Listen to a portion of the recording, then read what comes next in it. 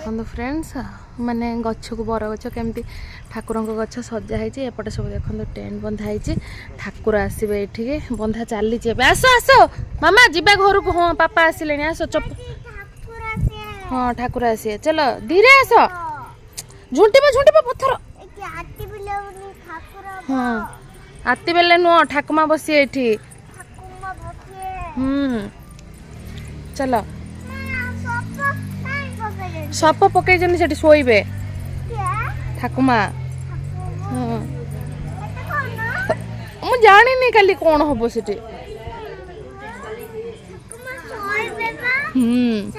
बढ़िया लगुच सेपटे देखा मंदिर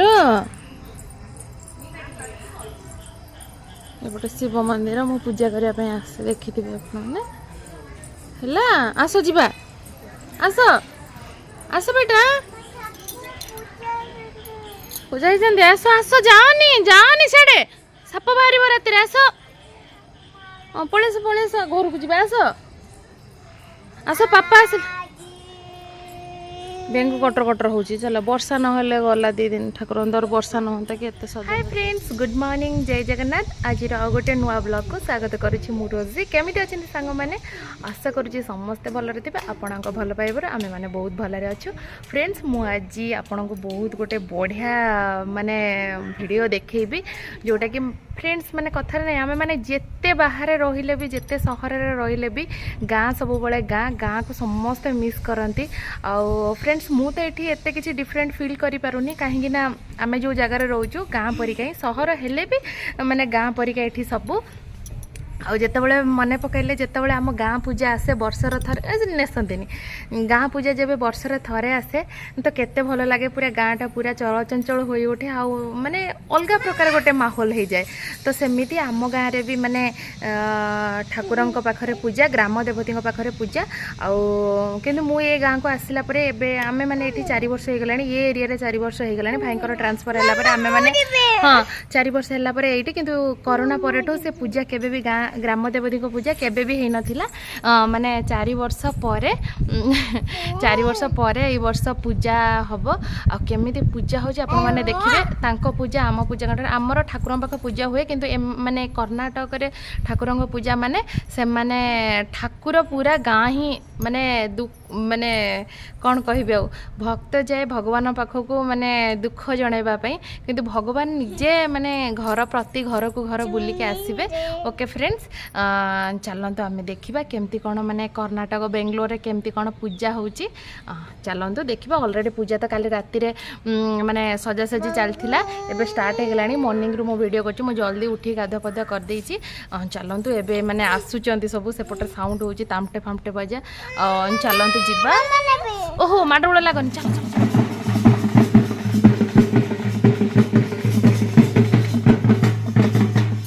फ्रेंड्स देखि पारे एबे माने पूजा स्टार्ट गलानी काली राति रे सजासजी चली कलश बुड़ा होता एबे माने ठाकुर पाख को जाऊँगी देखो छेली आ कुकुड़ा धरिकी छिड़ा होती से ठाकुर पाखे पूजा सरला ठाकुर पाखे भोग लगे देन तापर ठाकुर जीवे ग्राम बुलिया को एपटे देखो आउ गोटे जिनस मेन हूँ किए मरी जाऊ बा पूजार जो बाजा तोरी निहाती बजेबे आउटे आउ गोटे जिनस देखो माने आमर कलश बुड़े कलश भी बुड़ा होता देखो समस्ते फूल केमती ठाकुर पाख ता भितर भोग अच्छी भोग उपर फूल गुंथिकी से माने नेकी जाउछन्ती साउथ साइड रे टिके अलगा थाए देखंतु रुहा मामा आसंत ए धना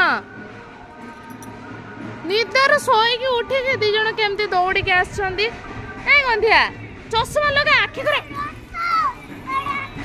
रथ जिबा जिबा रथ कति के जिबा रो रो रो रो रो सकाळे पूजा सरिला परे एबे फाइनली ठाकुर बाहर जीवे देखो फ्रेंड समस्त घर आगे केते सुंदर सुंदर रंगोली पड़ी ऋतिक ऋतु मोर माने से जो बाजा साउंड रे टोटाली घरे रहना निदर उठिकी दी जण एबे टाइम 4टा 4:30 होईची ऋतुक ऋतु दी जण निदर उठी जाइचंती निदर उठे माने मामा आमको जल्दी नहीं चल मंदिर पाखक मुझे मंदिर पाखक नहीं जाऊँगी कहीं से दी जन घरे बिल्कुल भी रहूना चलते देखा केते बाट कौन गला ठाकुर ए टाइम हो गला बाहर आउ ऋतु तो कथा माने कहले नसरे से दी जन एमती होती एपटे देखो फ्रेंड्स रथ गाड़ी आसी जाइए गाड़ी रे ठाकुर बसिकी माने गाँ बुलवाई जीवे ମାନେ ଆଉ କ'ଣ କହିବି ଠାକୁରଙ୍କ ମହିମା କଥା। ଦେଖନ୍ତୁ କେତେ ସୁନ୍ଦର ଦେଖାଉଛି ଗାଡ଼ି।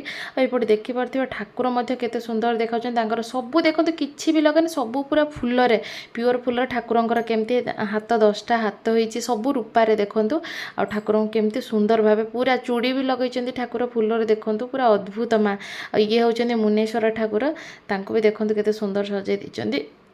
ଫାଇନାଲି ଏପଟେ ଟାଇମ୍ ହେଇଗଲାଣି 5ଟା। ଠାକୁର ଇଏ ହେଉଛନ୍ତି କାଳୀ ମା, ଦେଖନ୍ତୁ ମାଲୋ ନମସ୍କାର ଏଉଠୁ।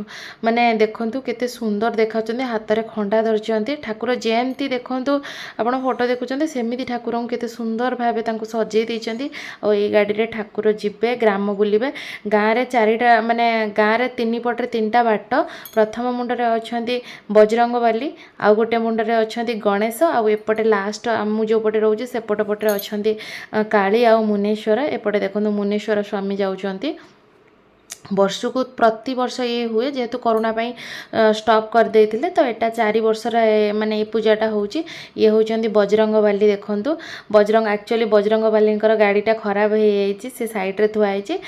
ତ ଠାକୁର ଏବେ ଏଇ ଗାଡ଼ିରେ ବସିଥିବେ, ଆଉ ଗୋଟେ ଗାଡ଼ି ଆସିଲେ ତାଙ୍କୁ ଆଉ ଗୋଟେ ଗାଡ଼ିକୁ ଉଠେଇବେ।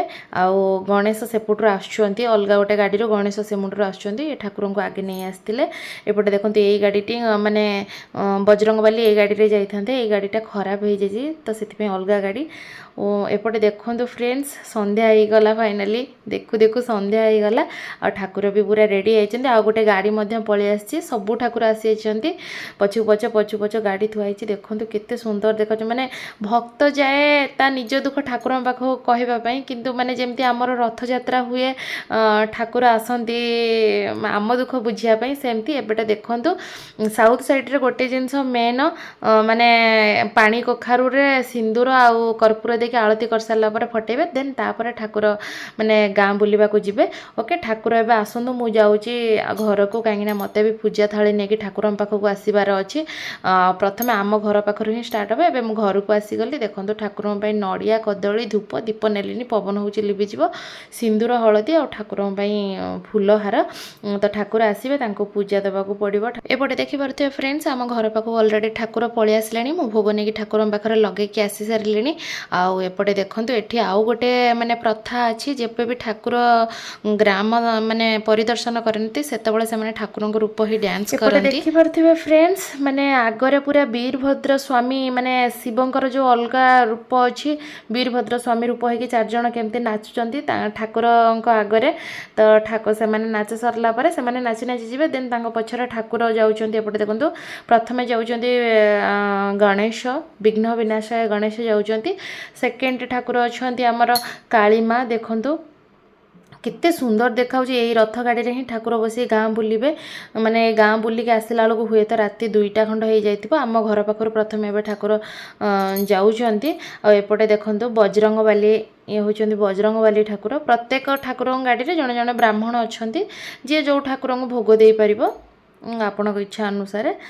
ତ ଏପଟେ ଦେଖନ୍ତୁ ଲାଷ୍ଟରେ ଆସୁଛନ୍ତି ମୁନେଶ୍ୱର ସ୍ୱାମୀ। ଆଉ ଆପଣଙ୍କୁ ଆଜିର ବ୍ଲଗ୍ଟି କେମିତି ଲାଗିଲା ଫ୍ରେଣ୍ଡସ୍ କମେଣ୍ଟ କରି କହିବେ। Okay friends, bye, next blog.